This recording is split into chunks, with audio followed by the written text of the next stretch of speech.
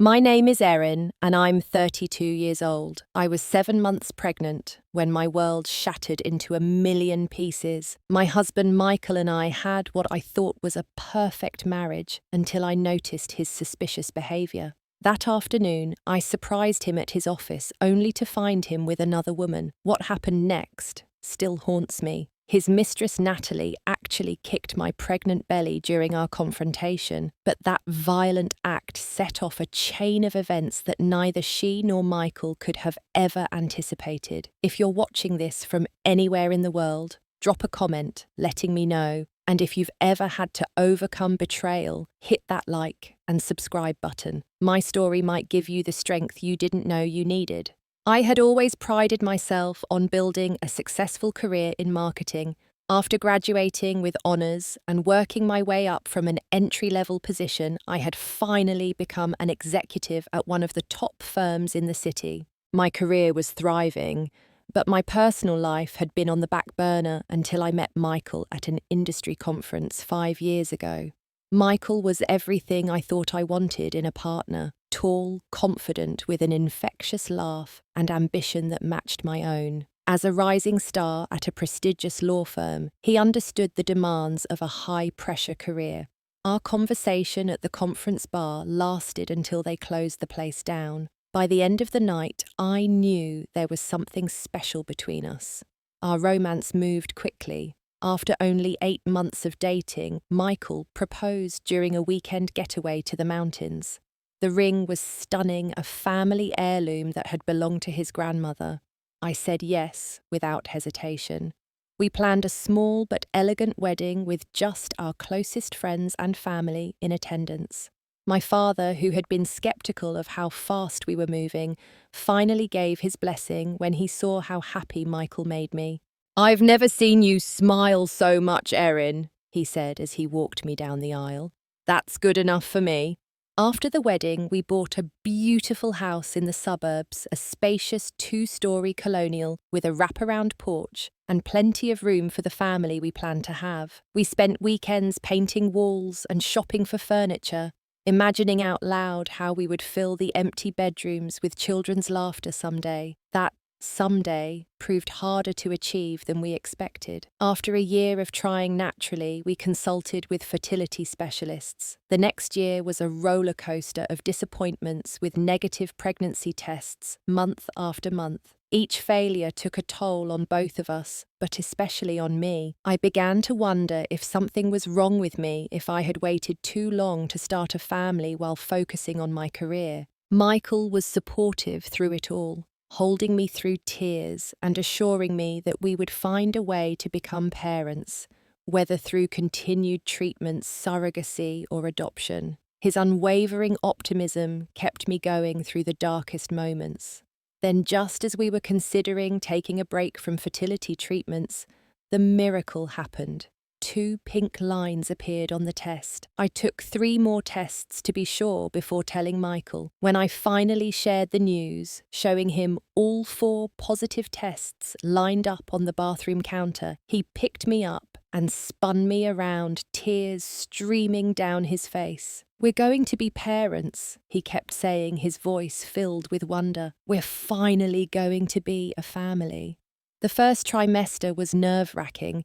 Given our struggle to conceive, I was terrified of losing the pregnancy.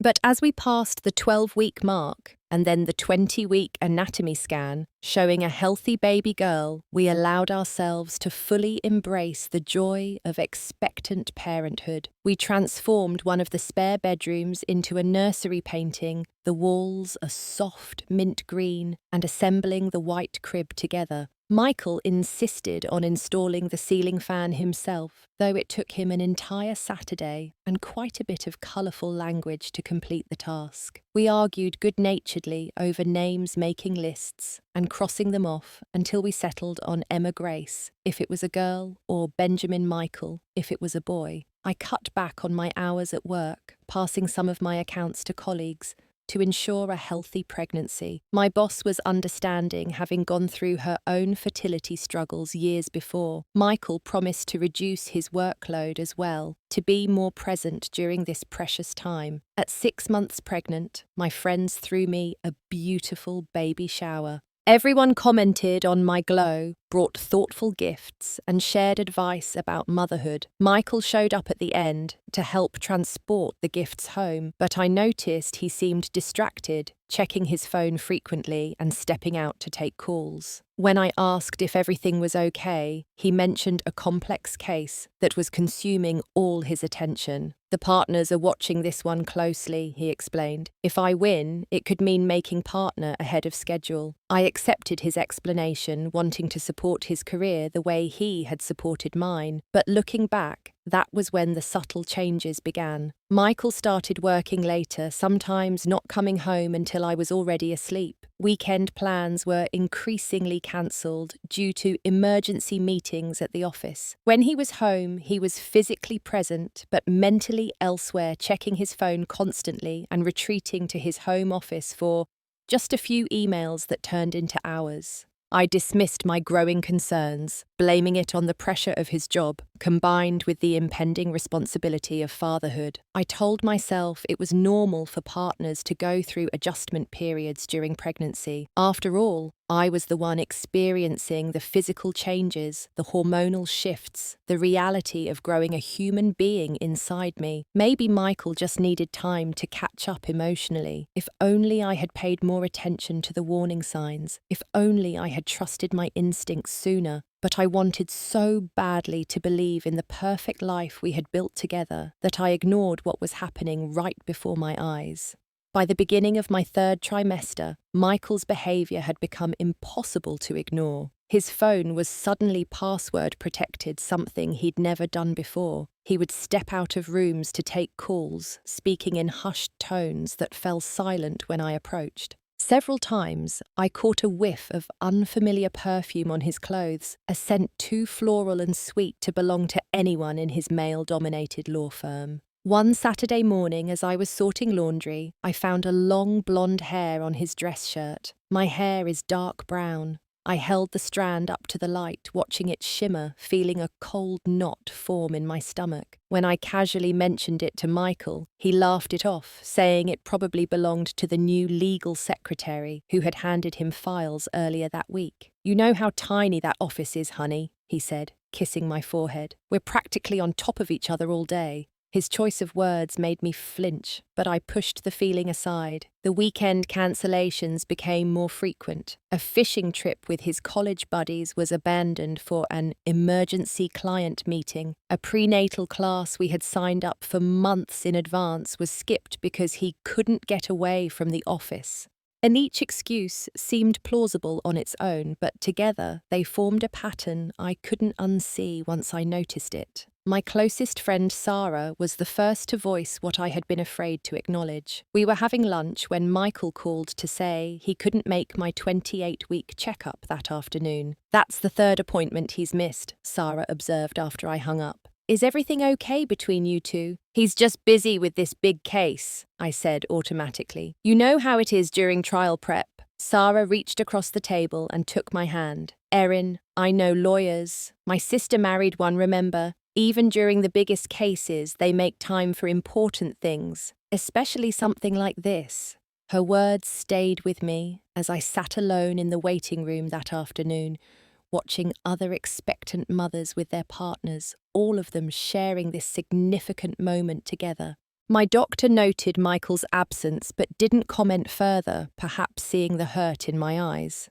That same week, I developed pregnancy-related hypertension. My doctor advised more rest and less stress, which seemed like an impossible prescription given the circumstances. Michael expressed concern when I told him about the diagnosis, promising to be more available and supportive. For a few days, he was attentive again, coming home earlier and bringing dinner. But soon, the late nights resumed. One evening, while searching for a receipt for my tax records, I discovered credit card statements showing charges at upscale restaurants, On nights Michael claimed to be working late. There were also purchases from an expensive jewelry store items I had never received. When confronted, Michael claimed the dinners were with clients and the jewelry was a surprise he hadn't given me yet, but no gift ever materialized. "You're being paranoid, Erin," he said when I pressed the issue.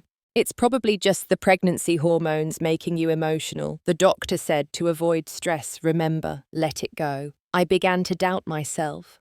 Was I overreacting? Was my pregnancy making me irrational? I had heard stories about pregnancy-induced paranoia, about women who became unreasonably jealous during those vulnerable months.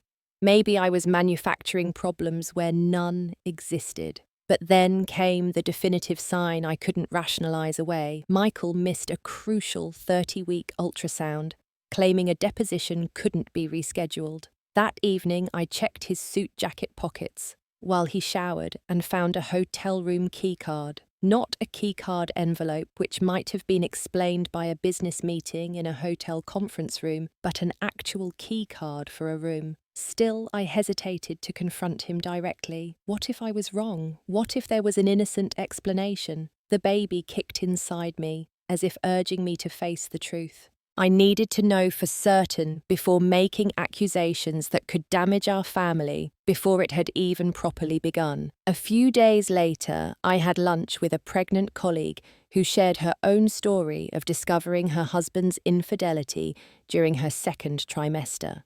"I knew something was off," she told me. "I just didn't want to believe it. Trust your gut, Erin. It's usually right." Her words resonated with me. I had always prided myself on my intuition, particularly in business. Why was I ignoring it now when the stakes were even higher? That night, I decided on a plan. Instead of confronting Michael with suspicions and potentially unprovable accusations, I would surprise him at work the next day. I would bring him lunch drop in unexpectedly and see for myself what was happening at that law office when I wasn't around. If everything was innocent, the surprise would be a welcome break in his busy day. And if not, well, I needed to know the truth, no matter how painful. With a mixture of determination and dread, I set my alarm for the next morning, ready to finally face whatever reality awaited me at my husband's office. I woke up the next morning with a sense of purpose I hadn't felt in months. Michael had already left for work, claiming an early meeting. I took my time getting ready, wanting to look my best, despite my 7-month pregnant belly. I chose a flattering maternity dress in a deep blue that Michael had always said brought out my eyes. I styled my hair, applied makeup carefully, and even put on the pearl earrings he had given me for our first anniversary. "Armour up," I whispered to myself in the mirror. I called my office to let them know I was taking a personal day, then headed to the gourmet deli near our house. I selected all of Michael's favourites, a roast beef sandwich on sourdough with extra horseradish, imported kettle chips, and a slice of the key lime pie he loved. The total came to nearly $40, an extravagant lunch by any standard, but I wanted this to be special. If my suspicions were wrong, this would be a sweet reconnection. If they were right, well, at least he couldn't say I hadn't tried. I drove downtown to his firm, Harrington, Wheeler and Associates, housed in a sleek high-rise with views of the river. I had visited many times before, usually for holiday parties or to meet Michael for dinner after work. The security guard recognized me and waved me through with a smile and a congratulatory nod toward my belly. The elevator ride to the 14th floor gave me time to rehearse what I would say. Surprise thought you could use a break and some real food. Casual light. Nothing that would reveal my underlying suspicions. When the doors opened, I made my way to the reception desk. The receptionist, Linda, had always been friendly to me at firm events. Today, however, her smile faltered when she saw me, her eyes darting nervously to my pregnant belly and then down the hallway toward Michael's office. "Erin, what a surprise! I didn't know you were coming in today." Her voice was higher than usual. "Just bringing Michael some lunch." I said, holding up the paper bag. Is he in his office? Linda hesitated. He's, in a meeting right now. Perhaps I could let him know you're here, or I could put the lunch in the break room fridge for him. Her obvious discomfort amplified my suspicions. That's okay. I know the way to his office. I'll just slip in quietly if he's busy. Before she could object further, I started down the hallway. I heard her phone buzz as I walked away, likely warning Michael of my approach. My heart began to race, and I felt the baby give a sharp kick as if sensing my anxiety. As I approached Michael's office at the end of the hall, I heard a sound that stopped me in my tracks. Laughter. Not just any laughter, but the light, musical laugh of a woman. I stood frozen, the lunch bag suddenly heavy in my hand. The door was slight.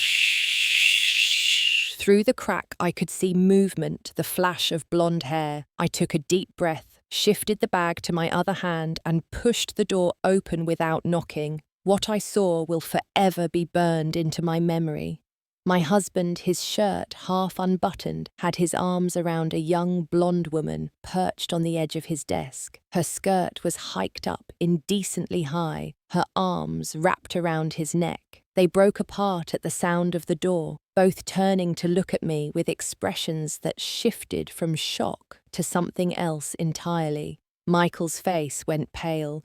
"Erin, what are you doing here?" His voice cracked as he hastily buttoned his shirt. Items had been knocked over on his desk. A framed photo of us on our honeymoon lay face down, a stack of legal documents scattered across the floor. The woman did not move from her spot on the desk. She was beautiful in a polished, artificial way, perfect blonde hair, impeccable. Makeup, a figure-hugging pencil skirt, and blouse that screamed expensive taste. She looked me up and down, taking in my pregnant state with what appeared to be genuine surprise, followed quickly by disdain. "Michael," I said, my voice surprisingly steady. "Who is this?" he fumbled for words. This is Natalie, the new paralegal. We were just discussing the Harrison case. Natalie, this is my wife, Erin." Natalie slid off the desk, smoothing her skirt. She didn't offer her hand or a greeting. Instead, she gave me a cold smile that never reached her eyes. I noticed she was young, probably mid-20s, a full decade younger than me. "Discussing the Harrison case," I repeated, my voice hollow. I gestured to his dishevelled appearance, the lipstick smeared at the corner of his mouth. "Like this." Michael stepped toward me, hands outstretched placatingly. "Erin, please calm down. This isn't good for the baby. Let me explain." "Explain what?" "That I'm interrupting your afternoon delight. That while I've been at home growing your child, you've been here playing office romance." The calm was leaving me now, replaced by a rising tide of anger and hurt. I dropped the lunch bag on the floor, the contents spilling out. "I brought you lunch, your favourite. I thought we could reconnect." Tears welled in my eyes, but I fought to hold them back. I wouldn't give them the satisfaction of seeing me break down completely. Michael moved closer, his voice low and urgent. "Please, Erin, this isn't what it looks like. Natalie and I, it's complicated. Let's talk about this at home, just the two of us." That's when Natalie spoke, her voice dripping with false sympathy. "Maybe you should listen to him, Erin. Stress isn't good in your condition. This is really just a misunderstanding." "A misunderstanding?" I looked at her in disbelief. "Was his tongue in your mouth a misunderstanding too?" Her facade of politeness dropped. "Look, I don't know what you think you saw, but Michael and I have been together for months, since before your little situation." She gestured dismissively at my belly. "He was going to tell you after the baby came. We didn't want to upset you during the pregnancy." The world seemed to tilt beneath me. Months. They had been together for months. Since before I got pregnant. All those late nights, cancelled plans, mysterious absences. While I was going through fertility treatments, hoping and praying for our baby, he had been with her. I turned to Michael, whose face confirmed Natalie's words. "Is that true?" I whispered. He couldn't meet my eyes. It's not that simple, Erin. I was going to end it, but then you got pregnant and I couldn't. I didn't want to hurt you. A sudden clarity washed over me. I didn't need to hear any more. I didn't need to stand there while they justified their betrayal. Without another word, I turned toward the door, determined to leave with whatever dignity I had left. But Natalie wasn't finished. "He never wanted the baby, you know," she called after me. "He told me it was an accident, that you tricked him into it to save your failing marriage." I stopped my hand on the doorknob. The accusation was so ludicrous, so painful that it stole my breath. Michael and I had tried for that baby for 2 years. He had held me through countless disappointments, celebrated with tears of joy when we finally succeeded. How could he tell her such a lie? I turned back, ready to defend the truth, when Natalie stepped toward me aggressively. "You should just go. Michael doesn't love you anymore. He stays with you out of pity and obligation." I was shaking now, one hand protectively over my belly. "That's between me and my husband. This conversation is over." As I turned again to leave, I felt a sharp, deliberate shove from behind. Natalie had pushed me. I stumbled, catching myself against the doorframe. Michael shouted something, but before I could regain my balance, I felt a vicious kick to my lower back, directly impacting my pregnant belly. The pain was immediate and blinding. I crumpled to the floor, clutching my stomach, a warm wetness spreading between my legs. Through the haze of pain, I heard Michael screaming at Natalie, saw him lunging toward her. The commotion brought people running. Linda appeared, gasping at the scene. Someone called security. Someone else mentioned an ambulance. As I lay there fighting to stay conscious through the pain and fear, one thought crystallized in my mind: nothing would ever be the same again. This moment of violence had changed everything set in motion. Events that none of us could have anticipated. And somehow, through the fog of pain, I knew that Natalie would come to regret that kick more than anything she had ever done in her life. Everything after the kick became a blur of sirens' voices and white hospital walls. I remember the paramedics loading me into the ambulance, their concerned faces swimming above me as they attached monitoring equipment and started an IV. I was aware of blood, too much blood, soaking through my dress. The pain in my abdomen was excruciating, coming in waves that left me gasping. "BP is dropping, fetal heart rate showing distress," one paramedic said to another. "Notify the ER, we have a potential placental abruption." The words floated around me, terrifying in their clinical detachment.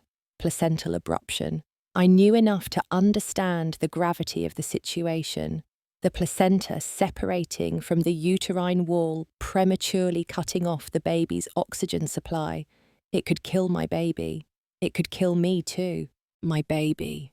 I managed to whisper through the oxygen mask they had placed over my face. "Please save my baby." "We're doing everything we can, Mom," the paramedic assured me. "Try to stay calm. We're almost at the hospital." When we arrived at the emergency room, things moved even faster. I was rushed through double doors, surrounded by a team of doctors and nurses who spoke in urgent, clipped sentences. Someone cut away my bloodied dress. Monitors beeped. An ultrasound wand pressed painfully against my abdomen. Through it all, I kept asking about my baby. Was she okay? Would she survive? No one would give me a definitive answer, which frightened me more than anything.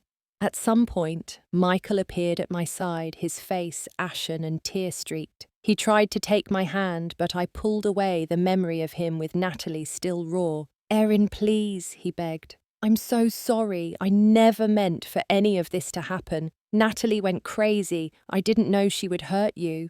I turned my face away from him, focusing instead on the doctor who had just entered the room, her expression grave as she reviewed the ultrasound images. "Mrs. Cooper, I'm Dr. Reynolds, head of obstetrics," she said. "The kick you received has caused a partial placental abruption. The baby is in distress and you're losing blood at a concerning rate. We need to perform an emergency C-section immediately." But I'm only 30 weeks, I protested weakly. It's too early. We have no choice, Dr. Reynolds explained. Every minute we wait increases the risk to both you and your baby. At 30 weeks, your daughter has a very good chance with our NICU team, but only if we act now. As they prepared me for surgery, having me sign consent forms with a shaking hand, Michael hovered nearby, his presence both unwelcome and unavoidable. The medical team was too focused on saving 2 lives to worry about my marital drama. Can he leave? I asked a nurse, not looking at Michael.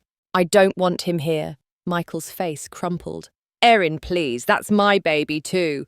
Dr. Reynolds intervened. Mr. Cooper, perhaps you should wait outside while we prep your wife for surgery. We'll keep you updated on her condition and the baby's. As they wheeled me toward the operating room, Michael called after me. I love you, Erin. I'm so sorry. His words followed me down the hall, hollow and meaningless, in the face of his betrayal and my terror for our unborn child. In the operating room, as the anesthesiologist administered the spinal block, I found myself drifting into memories of happier times. Michael and I planning the nursery, the joy on his face when we heard the heartbeat for the first time. Were those moments real, or had they all been lies too? I woke up in recovery, groggy and disoriented, my abdomen throbbing with pain. My first coherent thought was of my baby. Was she alive? Before I could call out, a nurse appeared at my bedside. Mrs. Cooper. You're in recovery. The surgery went as well as could be expected. My baby! I croaked, my throat dry from intubation. Is she alive? The nurse nodded. Your daughter is stable but critical. She's in the NICU. She's very small, only 3 pounds, but she's fighting hard. Would you like to see a picture? She showed me a photo on a tablet, a tiny red-faced infant, connected to tubes and wires, impossibly small in the incubator. Despite everything, my heart swelled with love and fierce protectiveness. She had survived the trauma. We both had. Later that day, after I had been moved to a private room, Dr. Reynolds returned to explain my condition. The placental abruption had been severe enough to require an emergency delivery, but had been caught in time to prevent catastrophic blood loss. I would need to remain hospitalized for at least a week for observation, and even after discharge, I would require significant recovery time. Your daughter is doing remarkably well, considering the circumstances, she added. Premature, yes, but all her organs are functioning. She'll need to stay in the NICU for several weeks, possibly until her original due date, but we're cautiously optimistic. I nodded, tears of relief and lingering fear streaming down my face. As Dr. Reynolds prepared to leave, 2 police officers appeared at my door. They introduced themselves as Detectives Rivera and Johnson from the Assault Division. Mrs. Cooper, we understand you were attacked today, resulting in your hospitalization, Detective Rivera said gently. When you feel up to it, we'd like to take your statement. I glanced at the clock, surprised to realize it had been less than 6 hours since I had walked into Michael's office. It felt like a lifetime ago. I can talk now, I said, my voice stronger than I expected. I want to press charges. The detectives recorded my account of the events, asking clarifying questions about the nature of the assault and the injuries sustained. They informed me that Michael had already provided a statement corroborating my version of events and that Natalie had been detained at the scene. Your husband called security immediately after the assault, Detective Johnson noted. He's been quite cooperative with the investigation.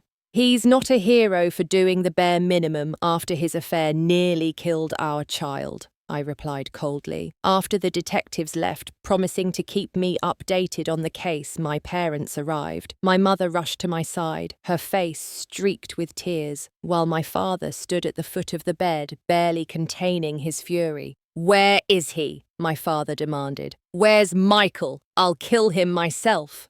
Dad, please, I said wearily. I can't handle more violence right now. The baby needs us to stay calm and focused. My mother squeezed my hand. We're here now, sweetheart. Whatever you need, we're here. Michael appeared in the doorway, just then, looking haggard and desperate. Erin, can we talk, please? My father moved toward him menacingly. You have some nerve showing up here after what you've done. Michael backed up, hands raised. I understand you're angry. You have every right to be. But Erin and I need to talk about our daughter. Our daughter, I repeated incredulously. The one you told your girlfriend I tricked you into having, the one who's fighting for her life because of your actions. I never said that, Michael protested. Natalie was lying. I wanted this baby, Erin. You know how hard we tried. Please leave, I said, my voice flat. I can't do this right now. When Michael hesitated, a hospital security officer appeared behind him. Apparently, the staff had anticipated potential issues and had security on standby. Sir, the patient has asked you to leave, the officer stated firmly. With one last pleading look at me, Michael allowed himself to be escorted out. As he left, I felt a chapter of my life closing definitively. Whatever happened next, nothing would ever be the same again. The week I spent in the hospital became a strange limbo between my old life and whatever uncertain future awaited me. Each day followed a similar pattern: morning checks by the medical team, visits to the NICU to see my tiny daughter, and a rotating cast of visitors, bringing support and unwanted updates from the outside world. My best friend Sarah was my rock during this time. On my second day in the hospital, she arrived with a small suitcase of my clothes and toiletries, along with news that she had prepared her guest room for my eventual discharge. You're not going back to that house, she stated matter-of-factly. Not with him there. You and the baby will stay with me as long as you need. I accepted her offer gratefully, unable to imagine returning to the home I had shared with Michael, now tainted by his betrayal. The thought of sleeping in our bed using the nursery we had prepared together was unbearable. Michael continued his campaign of apologies and explanations. He sent flowers daily, which I asked the nurses to distribute to other patients. He left voicemails and texts that I didn't answer. He tried to visit several times but respected the boundaries set by hospital security, who had been instructed not to allow him into my room without my explicit permission. On the third day, a different kind of visitor arrived, Judith Sterling, a sharp-eyed woman in her 50s, who introduced herself as a divorce attorney. "Your friend Sarah called me," she explained, setting her briefcase on the adjustable hospital table. "She thought you might want to discuss your options." "I haven't decided about divorce yet," I admitted, though the word had been circling in my mind like a persistent echo. Judith nodded. "That's perfectly understandable. Major decisions should never be made in crisis. But information is power, Mrs. Cooper. Knowing your options doesn't obligate you to any particular course of action." Over the next hour, Judith outlined what a divorce would entail, given my circumstances, the division of assets, custody arrangements, potential alimony, and child support. She asked about prenuptial agreements, and I remembered with a sinking feeling the document I had signed before our wedding, drafted by Michael's family attorney. "I'll need to review the exact terms," Judith said when I described what I remembered of the agreement, "but these documents often have infidelity clauses that can invalidate certain restrictions. The assault by his companion also changes things significantly." She left me with her card and a promise to begin preliminary work if I decided to proceed. "Take your time, but protect yourself and your daughter," were her parting words. That same afternoon, Sarah arrived with a folder of printed emails and text messages between Michael and Natalie dating back nearly a year. She had accessed them through Michael's cloud account, which he had once logged into on her laptop and never signed out of. "I know it's an invasion of privacy," Sarah said, looking uncomfortable despite her determination. "But you deserve to know the truth. All of it." I hesitated before opening the folder.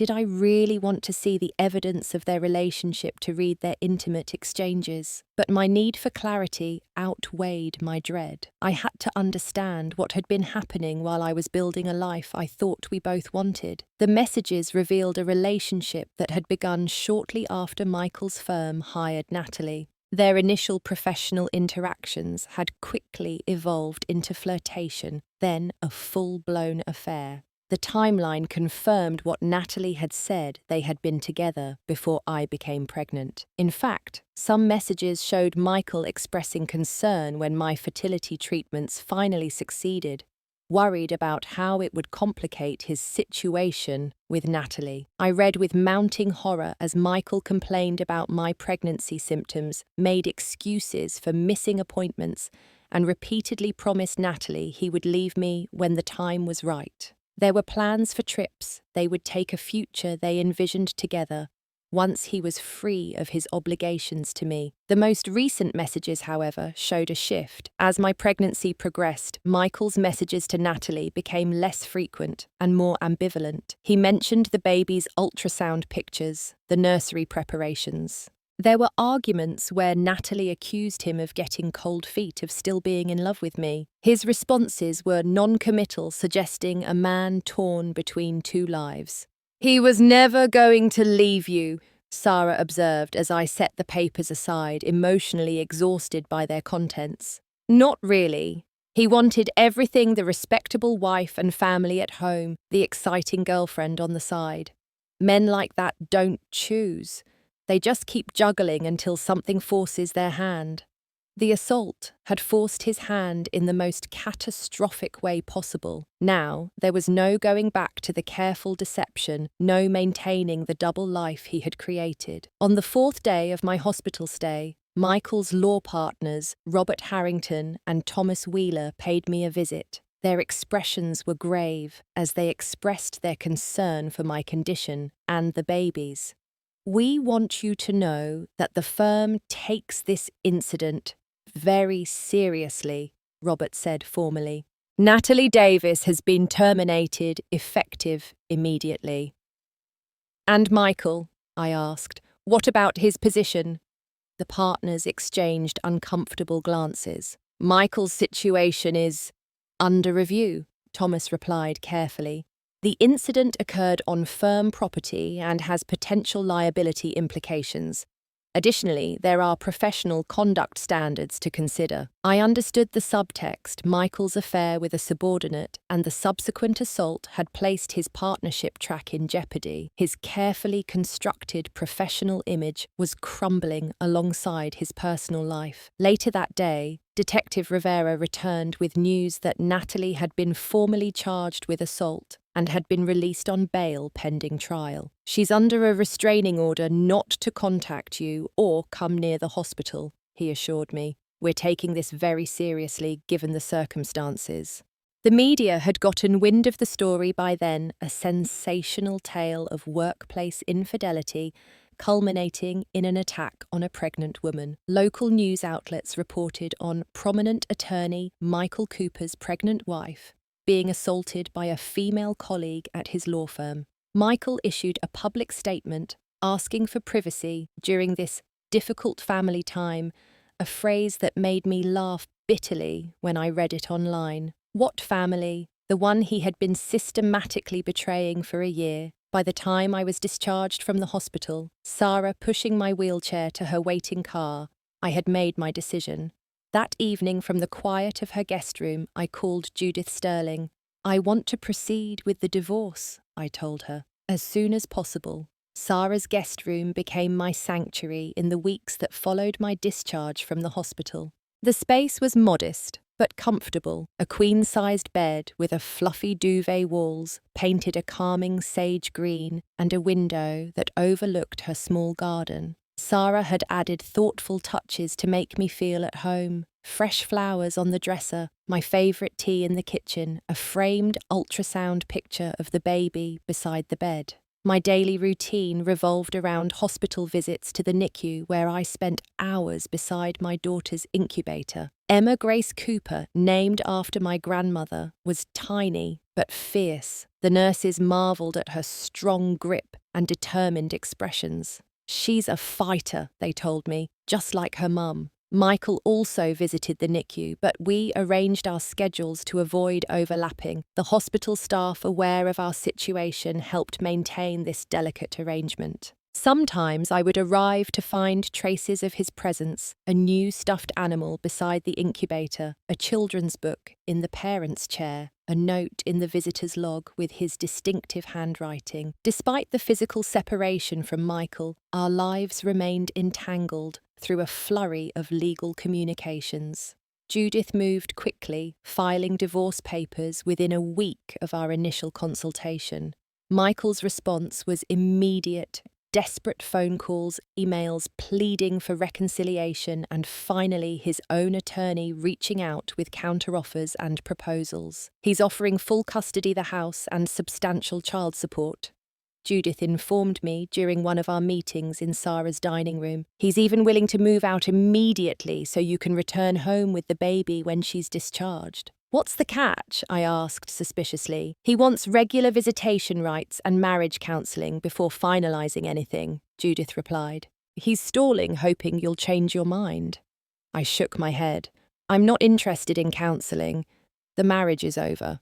Meanwhile, the criminal case against Natalie was proceeding. I gave a formal deposition about the assault, a grueling 3-hour session where I had to recount every painful detail, while Natalie's defense attorney tried to characterize the incident as a momentary loss of control rather than a deliberate attack. My client had no way of knowing Mrs. Cooper was pregnant, the attorney claimed, despite the obvious visual evidence of my 7-month belly at the time of the assault. The district attorney assured me they had a strong case, bolstered by Michael's eyewitness testimony and security camera footage from the hallway outside his office that had captured Natalie following me as I tried to leave. Through all of this, I struggled with the physical recovery from emergency surgery while dealing with the emotional trauma of betrayal and the constant worry about Emma's fragile health. Some days, the weight of it all felt crushing. I would curl up in Sarah's guest room, unable to stop the tears, wondering how my carefully planned life had shattered so completely. On one particularly difficult evening, after a NICU doctor had expressed concerns about Emma's lung development, I returned to Sarah's house to find an unexpected visitor waiting in the living room. Natalie Davis sat perched on the edge of Sarah's sofa, looking smaller and less polished than I remembered. Gone was the immaculate blonde hair and perfect makeup. She wore jeans and a simple sweater, her hair pulled back in a ponytail, her face pale and drawn. Sarah stood nearby, arms crossed, clearly uncomfortable with the situation. "She showed up about 20 minutes ago," she explained tensely. "She says she needs to talk to you. I told her she's violating the restraining order, but she insisted it was important. I was about to call the police." Natalie stood as I entered, her hands twisting nervously. "Please, just give me 5 minutes," she said. "Then I'll go, and you can call the police if you want." Every instinct told me to refuse to have this woman who had nearly killed my baby removed from Sarah's house immediately. But something in her demeanour, a desperate sincerity I hadn't seen before, made me hesitate. 5 minutes, I agreed coldly. Sarah stays in the room. Natalie nodded, swallowing hard. "I came to tell you I'm sorry," she began. "I know that doesn't fix anything, doesn't undo what I did, but I need you to know that I didn't know you were pregnant." I stared at her in disbelief. I was 7 months pregnant. It was obvious. "Not to me," she said, her voice breaking. "Michael told me you couldn't have children, that you had tried and failed. He said your marriage was essentially over, but that you were fragile, depressed about the fertility issues. When I saw you at the office that day, I was shocked. I thought you were I didn't realise." Her words hit me like a physical blow. Michael had told her I couldn't have children, that our marriage was over. "He promised me he was going to leave you," Natalie continued, tears now streaming down her face. 4 months, he said he was just waiting for the right time, that he didn't want to hurt you more than necessary. When I saw you pregnant, I felt betrayed, like he'd been lying to me too. I lashed out. It was unforgivable, I know that, but I swear I didn't know. I sank into a chair, trying to process this new information. Why should I believe anything you say? Natalie reached into her bag and pulled out a manila envelope. Because I have proof, not just of his lies to me, but of other things you should know. The envelope contained printed emails, bank statements, and photographs, evidence not just of Michael's relationship with Natalie, but of other affairs before her. There were receipts for jewellery purchased for multiple women, hotel reservations spanning back years, even before our marriage. Most disturbing were the financial documents showing unusual transfers from the firm's client trust accounts to offshore holdings transactions bearing Michael's electronic signature. He's been skimming from client accounts, Natalie explained. I discovered it accidentally when I was preparing documents for an audit. When I confronted him, he said it was a temporary borrowing arrangement, that he had a gambling problem but was getting it under control. I looked up from the papers, stunned. Why are you showing me this? Because I realized I'm not special, Natalie replied bitterly. I'm just the latest in a pattern. He used me just like he used you, and who knows how many others.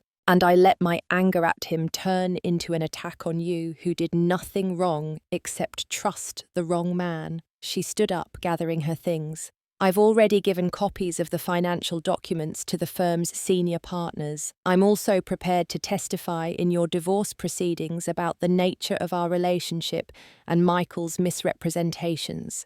It won't make up for what I did, but maybe it can help you get what you deserve from him. As she headed for the door, she paused. For what it's worth, I'm pleading guilty to the assault charges. No excuses, no reduced plea. I'm taking full responsibility. After she left, Sarah and I sat in stunned silence, the pile of damning evidence spread across the coffee table between us. Do you believe her? Sarah finally asked. About Michael lying to her? Yes, I replied. The financial fraud, I don't know, but I'm going to find out. I called Judith immediately, arranging to get the documents to her first thing in the morning. She agreed to bring in a forensic accountant to verify the financial claims. That night, as I lay awake processing everything I had learned, my phone buzzed with a text from an unknown number. Check his sports betting accounts. That's where most of the money went. Password is Emma 2022. It was Natalie breaking the no-contact order one final time to provide the missing piece of the puzzle. The next day, events moved with startling speed. Judith's team confirmed the financial irregularities, finding evidence that Michael had indeed been using client funds to cover substantial gambling losses. The firm initiated an internal investigation, freezing Michael's accounts and limiting his access to client matters. By the evening, the narrative had completely shifted. I was no longer just the betrayed wife seeking divorce. I was potentially a key witness in both criminal and civil cases against my husband. Michael's carefully constructed world was collapsing around him, and for the first time since the assault, I felt a glimmer of control returning to my life. But even as these revelations changed the landscape of my divorce proceedings, they were abruptly overshadowed by a more urgent development. At 35 weeks of pregnancy, what would have been my 35th week, if I hadn't delivered early, I began experiencing severe abdominal pain. Sarah rushed me to the hospital, where doctors discovered internal bleeding related to my surgical scar. As I was prepped for another surgery, my thoughts weren't on Michael's betrayals or legal proceedings, but on my tiny daughter in the NICU. Would I be able to hold her if something went wrong? Would she somehow know if I didn't survive? In those moments of terror and uncertainty, I realized that despite everything, life had given me a precious gift. Emma might have come into the world under traumatic circumstances, but she was my future. my reason to fight my path forward out of this darkness. I closed my eyes as the anesthesia took effect, silently promising my daughter that I would survive this, that we would build a beautiful life together, regardless of what happened with Michael or Natalie or any of the chaos they had created. That promise became my anchor as I drifted into unconsciousness, not knowing what I would find when I woke up. The second surgery was successful, but complicated by unexpected scar tissue. I spent another week in the hospital this time, with a room closer to the NICU, so I could visit Emma more easily. My recovery was slower than after the C-section, and the doctors emphasized the need for complete rest to avoid further complications. During this time, the outside world continued its chaotic spin without me. Michael attempted to visit me in the hospital, but was turned away by security. He did manage to see Emma in the NICU, something I reluctantly accepted as his legal right as her father. The nurses reported that he seemed genuinely devoted during these visits, reading to her for hours and bringing new items for her incubator. Judith kept me updated on the legal developments. The firm had placed Michael on indefinite administrative leave, pending the outcome of their investigation. The Bar Association had opened an ethics inquiry based on the financial evidence. The divorce proceedings were temporarily on hold due to my medical condition, but Judith assured me this delay worked in our favour, giving her team more time to build our case. The firm is terrified of a scandal, she told me during one bedside consultation. They're already discussing settlement terms to keep this quiet. Between that and what we can get from the divorce, you and Emma will be financially secure. Natalie had followed through on her promise to plead guilty to the assault charges. In exchange for her cooperation with the investigations into Michael's financial improprieties, the prosecutor agreed to recommend a suspended sentence with probation rather than jail time. I found I had no objection to this arrangement. While I couldn't forgive what she had done, I understood now that she had been another victim of Michael's manipulation, albeit one who had reacted violently. The most surprising development came from an unexpected quarter, Michael's mother, Eleanor Cooper, a formidable woman I had always found intimidating. She arrived at the hospital unannounced, immaculately dressed as always, but with a softness in her expression I had never seen before. "I raised him better than this," she said, simply sitting beside my bed. "What he's done to you and that baby is unforgivable." She informed me that she had revised her will, creating a trust for Emma that Michael could not access or control. "She's my only grandchild, and I intend to ensure she's provided for regardless of what happens with my son." Eleanor's unexpected alliance provided a strange comfort. In her own way, she was acknowledging that the bonds of family extended beyond her relationship with Michael, that Emma and I had claims she recognized and respected. 3 weeks after Emma's premature birth, the NICU doctors finally declared her strong enough to be discharged. It was a bittersweet milestone. While I was overjoyed to take my daughter home was still Sarah's guest room, and I was still recovering from my second surgery. Sarah converted her home office into a nursery, painting the walls herself and assembling the crib she had purchased as a gift. Friends organised a meal train, ensuring we had home-cooked food delivered daily. My parents, who had returned to their home in another state after my initial hospitalisation, flew back to help with Emma's first weeks at home. Through all of this, Michael continued his campaign to reconcile. He sent daily emails detailing his progress in gambling addiction treatment, his cooperation with the financial investigations, and his hopes for our future. When these went unanswered, he changed tactics, having his new attorney propose increasingly generous settlement terms. "He's desperate," Judith observed. "The firm is cutting him loose, his legal career is effectively over, and he's facing possible criminal charges. You're his last hope for salvaging anything from this mess." Despite everything, part of me still grieved for what might have been for the family we had planned to be. On difficult nights, when Emma woke crying every hour, and my surgical scars ached, I sometimes wondered if I could have prevented this somehow. If I had noticed the signs earlier, confronted Michael, sooner would things have turned out differently. But those moments of doubt grew fewer as Emma thrived and I slowly regained my strength. With each passing week, I became more confident in my decision to leave Michael and build a new life for myself and my daughter. The most unexpected development in this period was my evolving relationship with Natalie. Following her guilty plea and sentencing to probation and community service, she reached out through her attorney to ask if she could send a gift for Emma. I hesitated, but eventually agreed, curious about what she would choose. The package contained a beautiful hand-knitted baby blanket and a card with a simple message. I can never undo what I did, but I will spend my life trying to make amends. If there is ever anything you need, please don't hesitate to ask.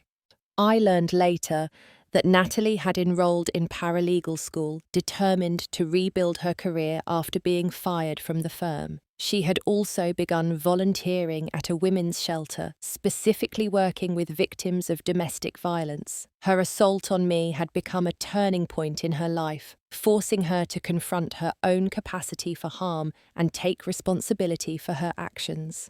This strange evolution of my relationship with Natalie from victim and attacker to something approaching mutual understanding was one of many unexpected outcomes of that terrible day in Michael's office. The kick that was meant to hurt me, that nearly cost Emma her life, had set in motion events that exposed Michael's true nature and freed both Natalie and me from his web of lies.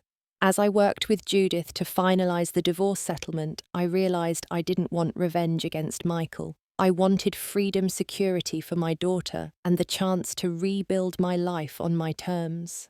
The evidence of his financial misconduct had given me leverage to achieve all three. The settlement granted me full custody of Emma, the house once it was cleared of Michael's belongings, a substantial financial package, and child support that would ensure Emma would never want for anything. In exchange, I agreed not to pursue additional civil claims related to the assault or to publicly discuss the details of our divorce. Michael would have supervised visitation rights with Emma, contingent on his continued treatment for gambling addiction and compliance with all legal obligations resulting from the financial investigations. By the time the divorce was finalised, Emma was 3 months old and beginning to smile. I moved back into our house, my house now having had it thoroughly renovated, to erase the memories of my life with Michael.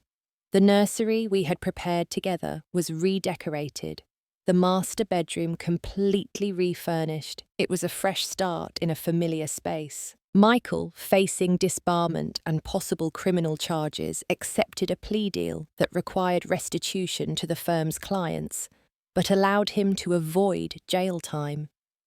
He relocated to another state shortly after maintaining contact with Emma through video calls and monthly supervised visits. And Natalie, the woman who had kicked my pregnant belly in a moment of rage, became improbably a catalyst for positive change in my life. While we never became friends in the conventional sense, we developed a cautious respect for each other. When I decided to start my own marketing consultancy a few months after the divorce, focusing on work I could do from home while caring for Emma, Natalie offered to help with the legal paperwork pro bono. It was a small gesture of continued atonement, one I accepted with the understanding that forgiveness is a process, not an event. 1 year after that fateful day in Michael's office, I hosted a small gathering to celebrate Emma's first birthday. My backyard was decorated with pink and white balloons, a one banner hung across the patio,